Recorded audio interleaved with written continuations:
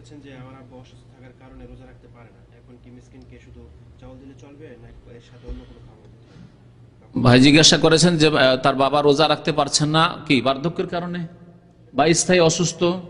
স্থায়ী যদি অসুস্থ হয়, যদিও হয়তো বৃদ্ধ হয়নি, কিন্তু স্থায়ী অসুস্থ, আর ভালো হওয়ার আশা নেই এই ব্যক্তি। আর আরেক ব্যক্তি যে বৃদ্ধ হয়ে গেছে, খুব বেশি বৃদ্ধ, 80-90 বছর বয়স হয়ে গেছে, আর তার পক্ষে রোজা রাখা সম্ভব নয়, আর বার্ধক্যের পরে সুস্থতা ফিরে আসবেও না।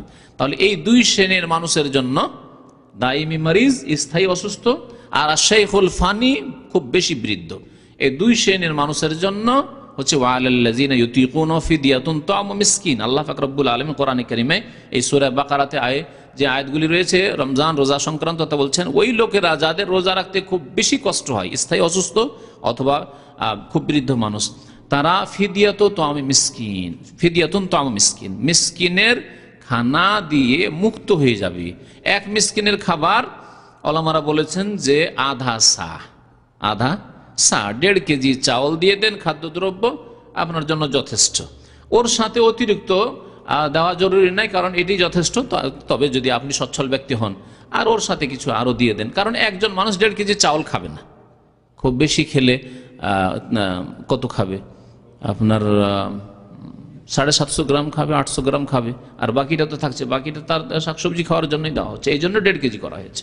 আর যদি অতিরিক্ত দেন আপনি, যে আরো কিছু খাবার জন্য দিই, ওমান তাতাওয়া খাইরান ফাইন্নাল্লাহা শাকিরুন আলিম। আল্লাহ পাক বলেছেন যে এই ব্যক্তি অতিরিক্ত ভালো কাজ করবে, আল্লাহ পাক তার মর্যাদা দান করবেন, এবং আল্লাহ পাক জানছেন এবং উত্তম প্রতিদান দেবেন ইনশাআল্লাহ। না, গত সপ্তাহে বিস্তারিত বলেছে, খানা দিয়ে মানুষের মানহানি করবেন না। এই 1.5 কেজি খাবার 2 বেলার খানার চাইতে অনেক বেশি ভালো। গোটা পরিবার নিয়ে 10 জন থাকলেও খেতে পারবে।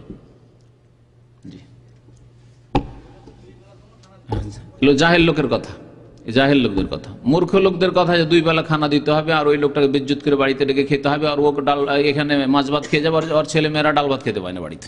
না, ছেলে মেয়ে নিয়ে সসম্মানে বাড়িতে খাবে, ও চাউল দিয়ে দেবে। মাদ্রাসা ছাত্রকে মাদ্রাসাতে দিয়ে চলে আসেন, চাউল দিয়ে চলে আসেন, ও সসম্মানে খাবে। আপনার বাড়িতে এসে ধর্ণা দিবে কেন?